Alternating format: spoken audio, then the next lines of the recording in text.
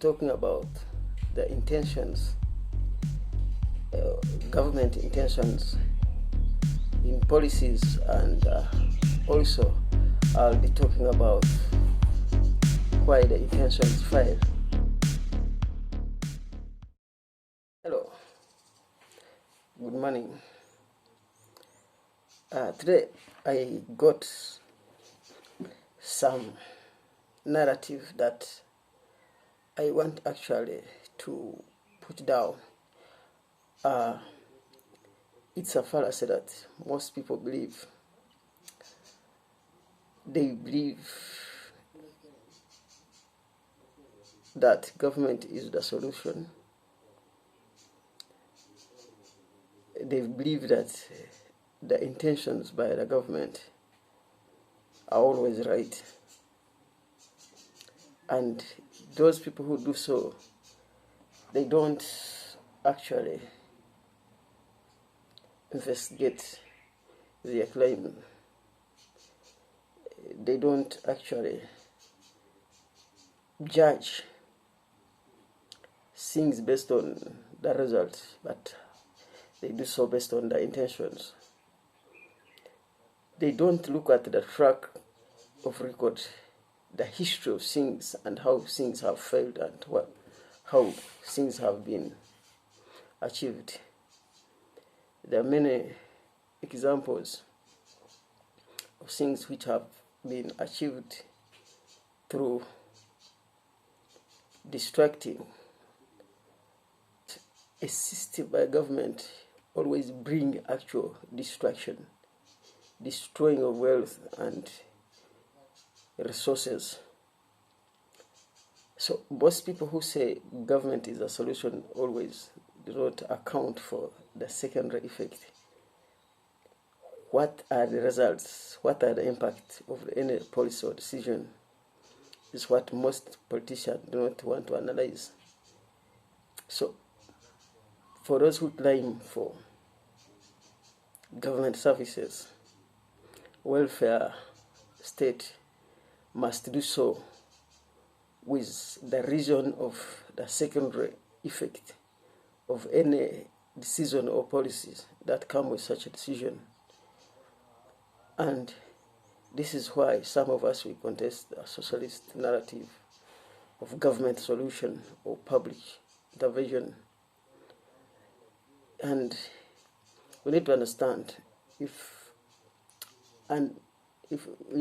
a government takes a stand on a certain program, what is the impact, or what are the impact of such a program? For example, we have numerous programs that seem to be important in short run, but how important are such programs in the long run?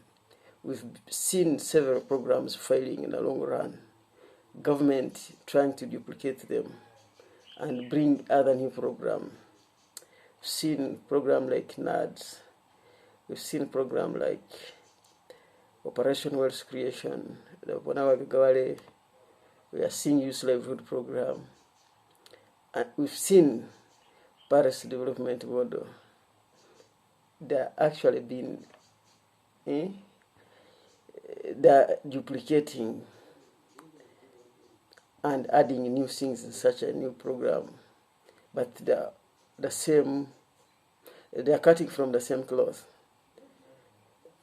We need to understand why these programs failing and why government is trying to duplicate them and bring it in another name, but the same operational method.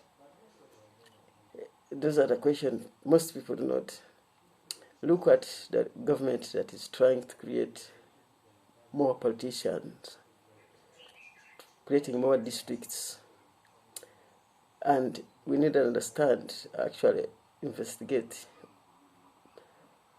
what is the cost that is attached to creating a district or more politicians in a country. Because of populism as a driver to these politicians, a politician will always come like people. They bring some cheaper issues. They always front cheaper issues. in the name of trying to help people, yet the hidden effect or impact of such a policy or decision or program is outweighing or very dangerous. So people who support the politicians, you must understand, and we need to learn which language do politicians speak. Do politicians speak the language that benefit the society or benefit them? You see, the politician will always try to use the society, what people say, and that is the trumpet they always blow. And of course, the politician will be great beneficiaries of this. Today I'm going to talk about the bigger scheme, taxation, and who is supposed to benefit from this. If you look at who benefit from taxes in Uganda, you see politicians, they are the number one beneficiaries. They'll tell you we are collecting tax to help the poor, to create the public good for everyone. But the people who will highly benefit from this program are politicians. Politicians will always pay themselves highly when there is no medicine in the hospital, when the schools are poorly facilitated, when the slums are developing with many people, with millions of Ugandans who are in poor standard of living. So, but what do the politicians preach? They preach they want to help the poor.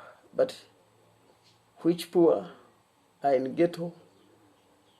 And actually, when the money is received by these politicians, they always treat themselves as kings. They'll go to good schools, they'll go to good health services abroad, and they'll spend highly on taxpayers' money. So politicians have not built a system that helps the society to grow, but they create politics that will make people blind enough to believe in politicians, to vote for them, support them, and they create a system that indoctrinates them to believe that politics is the end. And that is the narrative that has helped the politician to misrule the societies and make people more poorer for better exploitation. So people must investigate what politicians are up to and the policies. For a proposal has been, people need more freedom to do what they want. They need more economic freedom. Politicians must not have power to tell the entrepreneurs, businessmen, or the citizen what to do. Only the role of politicians should be setting regulation to guide. I mean, they should set rules to guide the game, to guide how the society should conduct itself, not to control how the society should play the game. For example, trade should be left to citizens, should be left to the market to decide who produce what, who supply what, who sells what. In that, people will actually better offer the best alternative. Will imagine what is the next trend of goods that are needed in the market. It is not a game of government. Government has never done anything, any business successfully. You have seen very many programs being changed each day and night, because government has no understanding of what millions of people are interested in. So next time we shall continue from here. We shall be talking about other free market ideas that will help us grow instead of trying to mimic and believe that government is the solution. The solution lies within the producers, innovators, and farmers, or people who are adding a value to the economy.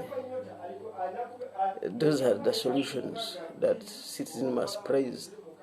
Taxation sometimes is an impediment or a roadblock towards development. And mostly, if you look at the traditional Africa, government is using taxation to punish those who will be helping to lift Africa from poverty. Yes, we meet again next time. I am called Mwesige Joram, a libertarian, a human rights activist, and a capitalist. Thank you very much.